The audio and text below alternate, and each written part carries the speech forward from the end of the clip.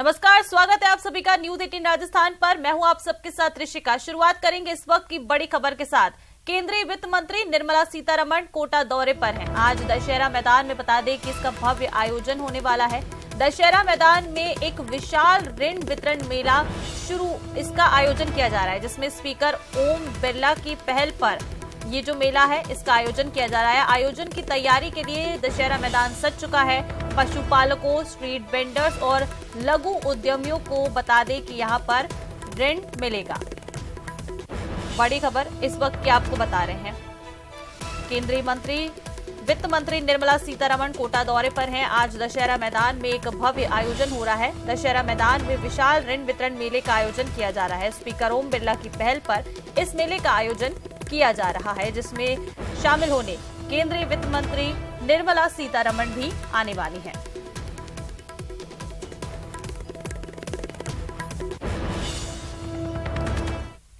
और देखिए, एक और बड़ी खबर आपको बता दें। राजस्थान यूनिवर्सिटी का 32वां दीक्षांत समारोह आज है। आज ही बता दें कि RU का 77वां स्थापना दिवस भी है। यूनिवर्सिटी में आज धूमधाम से दीक्षांत समारोह मनाया जाएगा। स्थापना दिवस समारोह को भी बता दें कि आज ही मनाया जाएगा। इस समारोह में शिरकत करने के लिए राज्यपाल कलराज मिश्र आने वाले हैं। वहीं उच्च शिक्षा मंत्री कार्यक्रम में शामिल होंगे। समारोह में बता दें कि छात्रों को गोल्ड मेडल बांटे जाएंगे। 123 छात्रों को गोल्ड मेडल दिए जाएंगे। वहीं 395 छात्रों को भी आज PhD की डिग्री दी जाएगी। तो राजस्थान यूनिवर्सिटी का आज 32वां दीक्षांत समारोह है और आज ही 77वां स्थापना दिवस भी है यूनिवर्सिटी का। इस मौके पर आज धूमधाम से दीक्षांत समारोह मनाया जाएगा और इसके साथ ही स्थापना दिवस को भी आज ही मनाया जाने वाला है, जिसमें शामिल होने के लिए राज्यपाल कलराज मिश्र भी शामिल होने वाले हैं। बता दें कि उच्च शिक्षा मंत्री भी कार्यक्रम में शामिल होंगे। समारोह में छात्रों को गोल्ड मेडल दिए जाएंगे। 123 छात्रों को मेडल दिए जाएंगे। वहीं 395 छात्रों को PhD की डिग्री दी जाएगी। आगे बढ़ेंगे और देखिए, बीजेपी का मिशन 2023 शुरू हो चुका है। बीजेपी प्रदेश प्रभारी अरुण सिंह आज राजस्थान दौरे पर रहेंगे। आज और कल बता दें कि 2 दिन वो राजस्थान के दौरे पर रहेंगे। राजस्थान दौरे पर अरुण सिंह रहेंगे और आज सपोटरा में वो जन आक्रोश जनसभा को संबोधित भी करेंगे।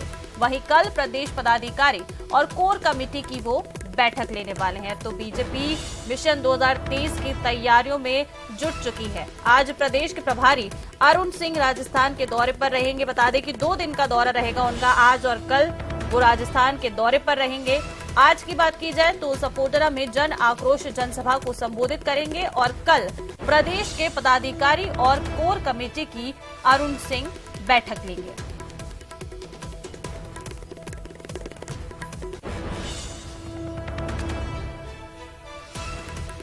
बीजेपी के मिशन 2023 की शुरुआत हो चुकी है। आज और कल राजस्थान के दौरे पर रहने वाले हैं बीजेपी के प्रदेश प्रभारी अरुण सिंह। बता दें कि आज सपोटरा में जन आक्रोश जनसभा को अरुण सिंह संबोधित करेंगे। वहीं कल प्रदेश के पदाधिकारी और कोर कमेटी की बैठक लेंगे।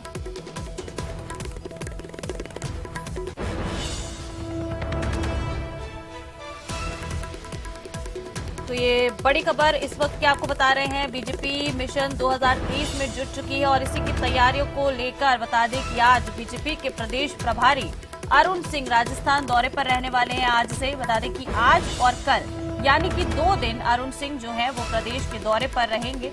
आज की बात करें तो आज वो सपोटरा में जन आक्रोश जनसभा को संबोधित करेंगे। कल प्रदेश के पदाधिकारी और कोर कमेटी की बैठक लेंगे। 2023 को लेकर बीजेपी जो है पूरी तरह से तैयार हो चुकी है। अपनी तैयारियां जो बीजेपी है उसने शुरू कर दी है। आगे की रणनीति को लेकर इस बैठक में बता दें कि चर्चा की जाएगी। और देखिए, कांग्रेस का हाथ से हाथ जोड़ो अभियान शुरू हो रहा है। जयपुर में अभियान को लेकर बैठक होगी। आज दोपहर 3 बजे PCC वॉर रूम में ये बैठक होगी, जिसमें गोविंद सिंह डोटासरा भी रहेंगे मौजूद। बता दें कि गोविंद सिंह डोटासरा इस बैठक की अध्यक्षता करेंगे। CM के साथ कई शीर्ष नेता भी इस बैठक में शामिल होने वाले हैं। बड़ी खबर ये आपको बता रहे हैं। कांग्रेस का हाथ से हाथ जोड़ो अभियान, जयपुर में इस अभियान को लेकर एक बैठक होने वाली है। आज दोपहर 3 बजे PCC वॉर रूम में ये बैठक होगी, जिसकी अध्यक्षता खुद गोविंद सिंह डोटासरा करेंगे। इसके साथ ही सीएम अशोक गहलोत के साथ कई शीर्ष नेता भी इस बैठक में शामिल होंगे।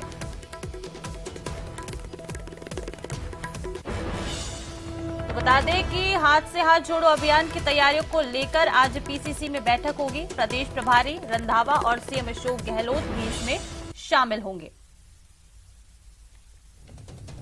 बता दें कि एआईसीसी पूरे देश में हाथ से हाथ जोड़ो अभियान शुरू करने जा रही है। राजस्थान में भी अभियान की तैयारियां चल रही हैं। इन्हीं तैयारियों के मद्देनजर आज जयपुर में पीसीसी के वॉर रूम में एक बैठक आयोजित होने जा रही है। ये बैठक पीसीसी अध्यक्ष गोविंद सिंह डोटासरा की अध्यक्षता में होगी। बैठक में मुख्यमंत्री अशोक गहलोत, प्रदेश प्रभारी सुखजिंदर सिंह रंधावा, अभियान के प्रदेश प्रभारी आरसी खोटिया सहित अभियान को लेकर बनाए गए जिला समन्वयक मौजूद रहेंगे। इसके साथ ही बैठक में पीसीसी पदाधिकारी, सांसद प्रत्याशी, विधायक और विधायक प्रत्याशी भी हिस्सा लेंगे।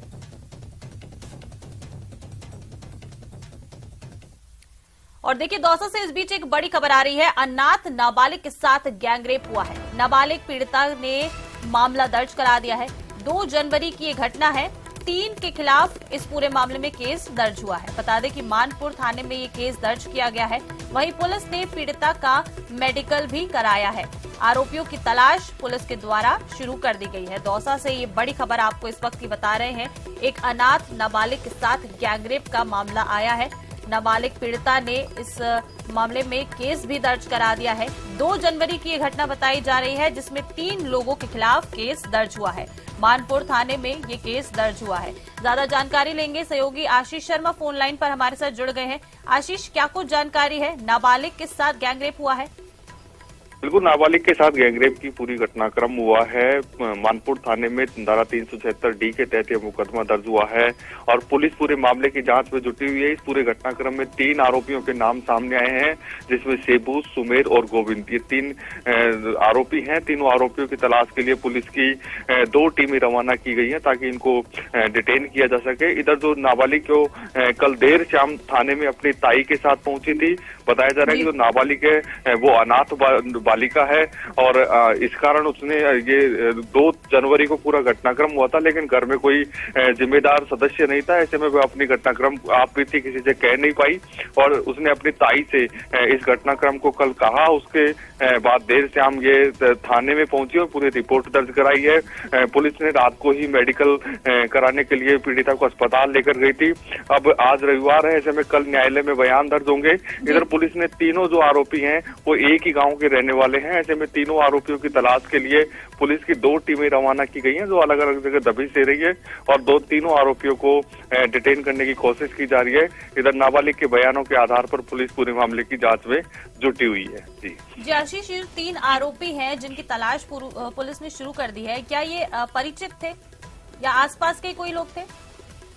बिल्कुल, ये परिचित थे नहीं थे, ये अभी जांच का विषय है, क्योंकि जो नाबालिग पीड़िता है उसने जो मुकदमा दर्ज कराया उसमें इस तरह की बात नहीं लिखी कि उसका कोई रिश्तेदार है या फिर किसी जानकार है, न उसके गांव के हैं ये।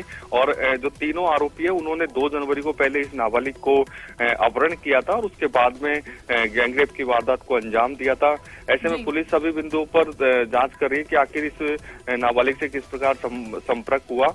ऐसे में पुलिस का कहना है कि पहले तीनों आरोपियों को डिटेन कर लिया जाए और जो पीड़िता है उसके न्यायालय में बयान दर्ज हो जाए, क्योंकि न्यायालय के बयान ही वैधानिक माने जाते हैं। ऐसे में न्यायालय में बयान होने के बाद पूरे मामले की तफ्तीश शुरू होगी और इधर डिटेन करने की कोशिश की जा रही है, फिर उसके बाद में उनकी गिरफ्तारी भी की जाएगी। चलिए ठीक है आशीष, शुक्रिया आपका। अपडेट्स आपसे लेते रहेंगे। फिलहाल आगे बढ़ते हैं और एक और बड़ी खबर आपको बता दें। अजमेर से बड़ी खबर है। हिस्ट्री शीटर सवाई सिंह हत्या मामले में अपडेट आपको बता दें कि आज शव का अंतिम संस्कार किया जाएगा। आज पुलिस इस पूरे मामले का खुलासा कर सकती है। मदन सिंह हत्याकांड से जुड़े आरोपियों के तार बता दें कि मदन सिंह के बेटों ने ही वारदात को अंजाम दिया था। पुलिस ने एक आरोपी को हिरासत में ले लिया है और मोर्चरी में जुटे हैं सवाई सिंह के समर्थक। बड़ी खबर ये इस वक्त की आपको बता रहे हैं अजमेर से। हिस्ट्री शीटर सवाई सिंह हत्या मामले में अपडेट है। आज शव का अंतिम संस्कार होगा। आज पुलिस इस पूरे मामले में कोई बड़ा खुलासा कर सकती है। मदन सिंह हत्याकांड से बता दें कि इस मामले के आरोपी जो हैं वो भी जुड़े हुए बताए जा रहे हैं। अजमेर के बहुचर्चित अश्लील ब्लैकमेल कांड की रिपोर्टिंग करने वाले पत्रकार मदन सिंह हत्याकांड का बदला लेने की नियत से शनिवार को बता दें कि पुष्कर थाना क्षेत्र के बासेली गांव में दिन दहाड़े फायरिंग में एक की मौत हो गई, वहीं एक गंभीर रूप से घायल हो गया। पुष्कर के निजी रिसोर्ट में हुई फायरिंग से आसपास के इलाके में हड़कंप मच गया था। जानकारी के मुताबिक फायरिंग का मामला आपसी रंजिश का बताया जा रहा है, जिसमें मदन सिंह हत्याकांड में मृतक के बेटे सूर्य प्रताप ने फायरिंग की। इस घटना के बाद पुलिस ने फायरिंग करने वाले आरोपी हिस्ट्री शीटर सूर्य प्रताप को डिटेन कर लिया। एसपी ने बताया कि पूरे शहर की नाकाबंदी कर दी गई है। वहीं मामले को लेकर पूर्व विधायक डॉक्टर राजकुमार जयपाल के घर की सुरक्षा बढ़ा दी गई है। फायरिंग में मरने वाले सवाई सिंह के बेटे की शादी 15 जनवरी को होने वाली थी, जिसकी तैयारियों को लेकर वो रिसोर्ट में मौजूद थे। अभी जो हमारे पास फर्स्ट इन्फॉर्मेशन आई है उसके अकॉर्डिंग ये है कि पुष्कर थाना क्षेत्र में बांसेरी गांव है जहां पर फायरिंग हुई है और उसमें एक व्यक्ति की मृत्यु हो गई है। दूसरे व्यक्ति जो है उनको जेएलएन लाया गया है और वो गंभीर रूप से घायल है। पुष्कर के पास में एक फायरिंग की घटना हुई है जिसमें एक की डेथ हुई है और एक है वो घायल है और हमारी टीम है वो लगातार जो मुलजिम है उनका पीछा कर रही है और जल्दी ही हम उनको दस्तयाब कर लेंगे और इसके अलावा हमने पूरे शहर में नाकाबंदी करवा। चलिए मामले पर ज्यादा जानकारी लेंगे। सहयोगी अभिजीत दवे हमारे साथ जुड़ चुके हैं। अभिजीत, क्या कुछ अपडेट है पूरे मामले में? आज बड़ा खुलासा कर सकती है पुलिस इस पूरे मामले में? देखिए, रात को पुलिस ने जो घटना के तुरंत बाद जो मुख्य आरोपी था हमलावर सूर्य प्रताप सिंह, जो मदन सिंह का बेटा था, जो 30 साल पुरानी अपने पिता की मौत की बदला लेने के लिए इस पूरी घटना को अंजाम दे रहा है, उसे देर रात को पुलिस ने अरेस्ट कर लिया है। उसके साथ में जो नामजद मुकदमे दर्ज हुआ था उसके भाई धर्म प्रताप का, वो अभी पुलिस की गिरफ्त से बाहर है। इसके अलावा एक दो और इनके साथी हैं जो इस घटना में जो पुलिस की प्रारंभिक पड़ताल में निकल के सामने आया है। सीसीटीवी फुटेज जो रिसोर्ट के बाहर से पुलिस ने बरामद किए, उसमें 2 बाइकों पर ये हमलावर पहुंचे थे। तो अब तक एक मुख्य आरोपी जो है सूर्य प्रताप, उसको पुलिस ने गिरफ्तार कर लिया है, जबकि बाकी आरोपियों की तलाश की जा रही है। इसके साथ साथ जो पूरा घटनाक्रम था, ये 30 साल पुराने मदन सिंह हत्याकांड से जुड़ा मामला था, जिसमें मदन सिंह के जो दोनों बेटे थे सूर्य प्रताप और धर्म प्रताप, वो अपने पिता की मौत का बदला लेने के लिए रंजिश रखे हुए थे। और न सिर्फ सवाई सिंह जो पूर्व पार्षद कैंटोनमेंट बोर्ड के रहे हुए, साथ ही साथ सिविल लाइन थाने के हिस्ट्री शीटर भी रहे, इसके अलावा पूर्व विधायक डॉक्टर राजकुमार जयपाल, इस पर भी आरोपियों ने हमले किए थे, फायरिंग भी की थी। हालांकि वो इसमें बच गए थे, लेकिन लगातार उनके टारगेट पर चल रहे थे। और 15 जनवरी को जब सवाई सिंह के बेटे की शादी तय थी और उस शादी की तैयारियों को और कार्ड वितरण को लेकर जब वो कल पुष्कर के बासेली गांव में रिसोर्ट में पहुंचे, तो वहां घात लगाकर बैठे आरोपियों ने उन पर ताबड़तोड़ फायरिंग कर दी। आधा दर्जन राउंड फायरिंग जो है मौके पर हुई है, जिसमें से 3 गोलियां जो है वो सवाई सिंह को लगी, जिससे उनकी मौके पर ही मौत हो गई थी। और उसके बाद से जो है शहर में हड़कंप सा मच गया था। कानून व्यवस्था के लिहाज से पुलिस ने मोर्चा संभाला हुआ था। खुद एसपी चुनाराम जाट जो है वो फील्ड में उतरे थे और मोर्चरी के बाहर बड़े संख्या में उनके समर्थक एकत्रित हो गए थे, को देखते हुए वहां पर भी अतिरिक्त जाब्ता तैनात किया गया था। शव का देर शाम को पोस्टमार्टम कर दिया गया है। उनकी 3 गोलियां सवाई सिंह के शरीर से निकली, जिसमें एक गोली सिर में लगी थी, एक गोली पैर में और एक गोली जो है वो कंधे पर लगी थी। तो इसके अलावा आज जो है वो शव का परिजनों को सौंपा जाएगा। साथ ही साथ जो मुख्य आरोपी अरेस्ट हुआ है उससे पूछताछ के आधार पर जो उसका फरार दूसरा भाई है धर्म प्रताप और बाकी अन्य साथी हैं, उनकी तलाश की जा रही है। आज बताया हमें ये जा रहा है कि दोपहर बाद पुलिस अधीक्षक जो है इसमें औपचारिक रूप से मामले का खुलासा करेंगे कि इसमें किन लोगों के कहां तक तार जुड़े हुए हैं। क्या ये एक स्थानीय स्तर पर पनपी हुई रंजिश और साजिश का ही नतीजा है या इसमें किसी बाहरी गैंग का भी हाथ हो सकता है? ये पुलिस एक बार जब औपचारिक रूप से खुलासा करेगी उसमें निकल के सामने आएगा। जी चलिए, पुलिस ही इस पूरे मामले पर खुलासा कर पाएगी। अभिजीत, बहुत शुक्रिया आपका तमाम जानकारी के लिए। लगातार अपडेट्स आपसे हम लेते रहेंगे। आगे बढ़ेंगे और देखिए, मुख्यमंत्री अशोक गहलोत ने कहा कि राज्य सरकार कृषि के लिए पर्याप्त बिजली उपलब्ध करवाने के लिए हर संभव प्रयास कर रही है। सीएम ने अधिकारियों को निर्देश दिए कि किसी भी स्थिति में किसानों को बिजली की आपूर्ति प्रभावित नहीं होनी चाहिए। इसके लिए जरूरत पड़ने पर पावर एक्सचेंज और अन्य स्रोतों से बिजली की खरीद सुनिश्चित की जाए। गहलोत शनिवार को मुख्यमंत्री निवास पर विद्युत आपूर्ति की स्थिति की समीक्षा बैठक को संबोधित कर रहे थे, जिस दौरान उन्होंने ये कहा।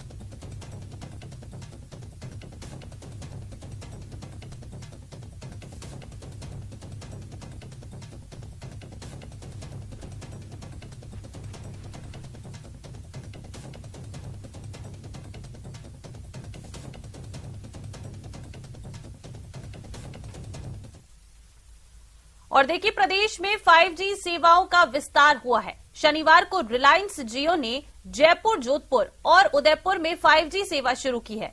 इस मौके पर मुख्यमंत्री अशोक गहलोत ने रिलायंस इंडस्ट्रीज के चेयरमैन मुकेश अंबानी और रिलायंस जियो के चेयरमैन आकाश अंबानी की तारीफ की है।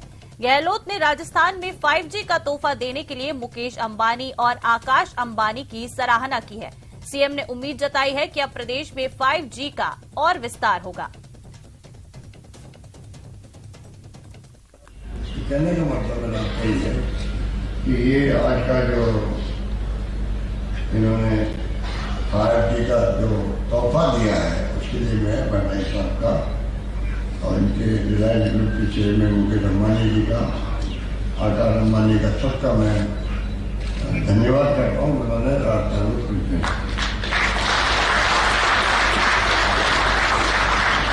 उम्मीद करता हूँ कि इस काम को ये और तेजी से आगे बढ़ाएंगे और राजस्थान को टारगेट रख के आगे बढ़ेंगे, क्योंकि श्रीनाथ जी के भगत हैं। श्रीनाथ जी से इन्होंने लॉन्च किया है तो फिर कहने की बात ही क्या है।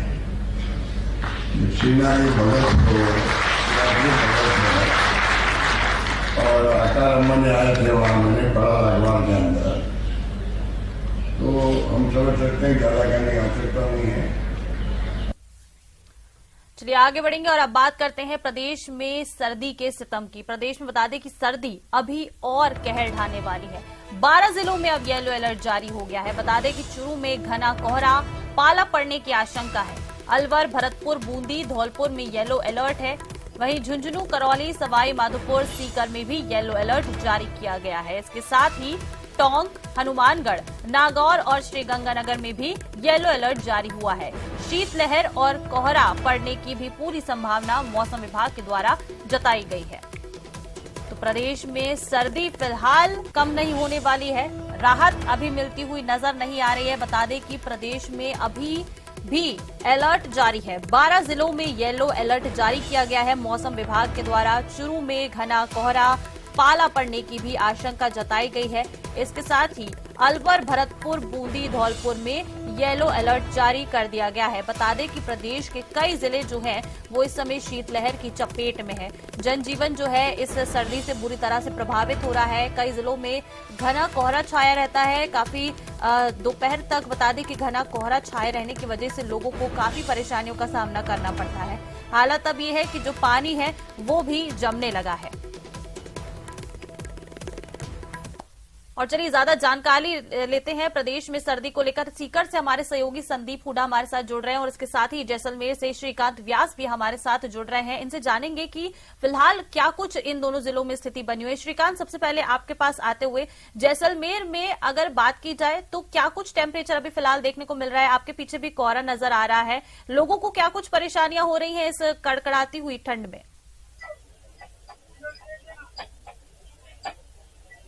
कहीं ना कहीं तापमान जो है वो लगातार गिरता जा रहा है और अल सुबह जो है वो केवल बस स्टैंड या चाय की थड़ियों पर भीड़ होती है। जो लोग घर जाना चाहते हैं कहीं काम के लिए या फिर अपने आवश्यक कार्यों से शहर से बाहर जाते हैं, केवल वही लोग नजर आएंगे। नहीं तो ये समय जो है जब 7:15 7:30 बज जाते हैं तो सुबह जो मॉर्निंग वॉक के लिए निकलने वाले लोग हैं उनकी तादाद में काफी गिरावट आई है।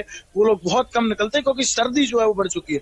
अभी अगर बात करूं तो सूर्य देवता ने भी अच्छे से दर्शन जो है वो नहीं दिया। मैं तस्वीरें दिखा दूं, इस वक्त काफी जो है वो भीड़ आपको देखने को मिल जाएगी और धुआं जो है वो भी लगातार जारी है।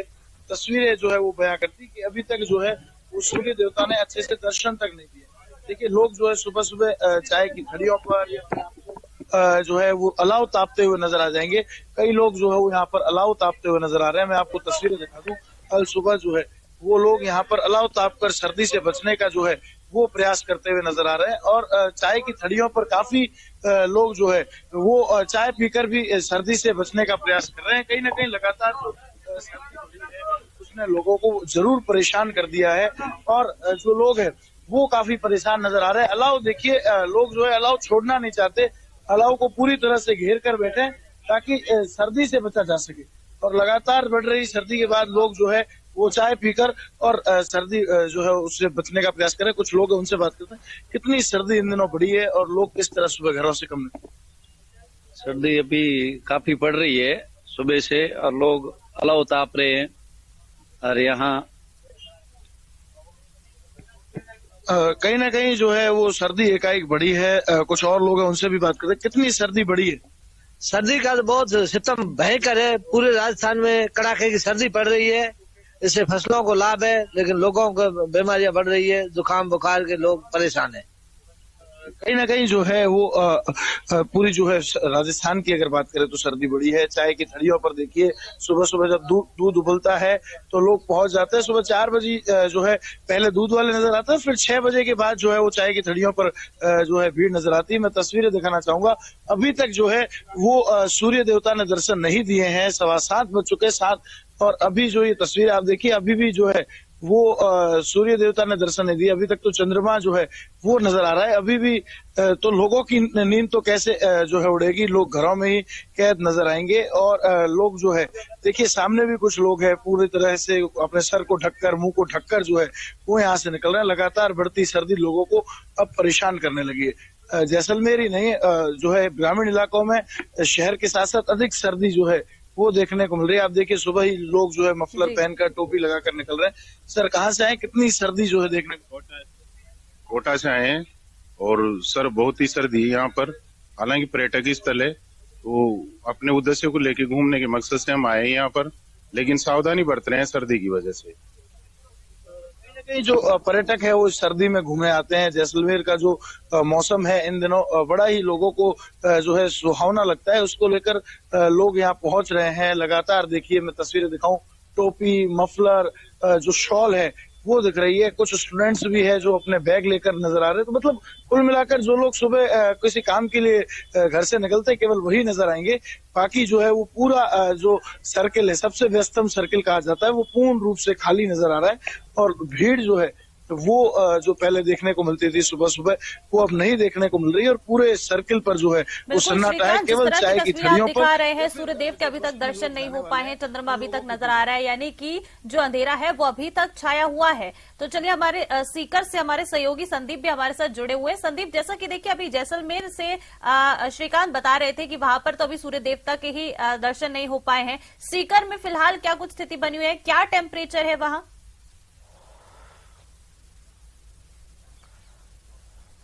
देखिए ऋषिका, सीकर की अगर और पूरे शेखावाटी अंचल की बात की जाए तो यहाँ सबसे ज्यादा सर्दी पूरे प्रदेश में है। और पिछले 4 दिन से तो तापमान जो है वो लगातार माइनस में चल रहा है। कल सुबह भी तापमान जो है वो -1.8 डिग्री था, यानी कि सबसे ठंडा जो ये शेखावाटी का जो इलाका है वो है। इसके साथ साथ जो कोहरा है, हम आपको दिखाना चाहेंगे। आज कुछ हद तक जो कोहरा है वो हल्का जरूर हुआ है, जिस तरह से तस्वीरों में आप देख पाते हैं कि कुछ दूर तक दिखाई दे रहा है। नहीं तो पिछले 1 हफ्ते से जो कोहरा है वो जबरदस्त लोगों को परेशान कर रहा था। आज कोहरे से जरूर थोड़ी राहत मिली है। हालांकि कुछ दूर तक कोहरा दिखाई दे रहा है, लेकिन बहुत कम कोहरा होने की वजह से कोहरे से थोड़ी लोगों को राहत जरूर मिली है। लेकिन तापमान में आज भी कोई बढ़ोतरी नहीं लग रही है। जिस तरह से अभी ठंड है उसको देखते हुए लगता है कि अभी भी जो सर्दी है वो अगले कुछ दिन तक लोगों को परेशान करेगी। जिस तरह से मौसम विभाग ने अलर्ट जारी किया था उसमें बताया गया था कि मकर संक्रांति तक जो तापमान है वो या तो माइनस में या 0 डिग्री के आसपास या 1-2 डिग्री के आसपास ही रहेगा। तो निश्चित रूप से माना जा सकता है कि अभी काफी दिन तक जो कोहरा है और जो ठंड है वो लोगों को परेशान करेगी। दूसरी तरफ अगर बात करें इसके नुकसान की ऋषिका, तो कोहरे की वजह से जो गेहूं और जो अन्य जो फसलें हैं उनमें जरूर फायदा हुआ है, लेकिन तापमान माइनस में रहने की वजह से जो सब्जी वाली जो फसलें हैं उसमें जो वो जल गई हैं और उसको बड़ा नुकसान हुआ है। तो किसानों के लिए भी ये जो कोहरा है वो तो कहीं ना कहीं फायदेमंद है, लेकिन तापमान माइनस में रहने की वजह से जो सब्जी की खेती थी वो जो है वो पूरी तरह से जल चुकी है। और निश्चित रूप से जो सर्दी है अगले कुछ दिन और भी लोगों को जो है वो परेशान करेगी। जी बिल्कुल संदीप, जिस तरह से आप बता रहे हैं कि माइनस में टेम्परेचर है, उससे यही अनुमान लगाया जा सकता है कि जो सर्दी है उससे अभी इतनी जल्दी राहत नहीं मिलने वाली है। बहुत शुक्रिया आप दोनों ही का, संदीप आपका भी और श्रीकांत आपका भी, हमारे साथ जुड़ने के लिए और ये तमाम जानकारी हमारे दर्शकों के साथ साझा करने के लिए। तो इसी के साथ इस बुलेटिन में फिलहाल इतना ही। आप देखते रहिए न्यूज।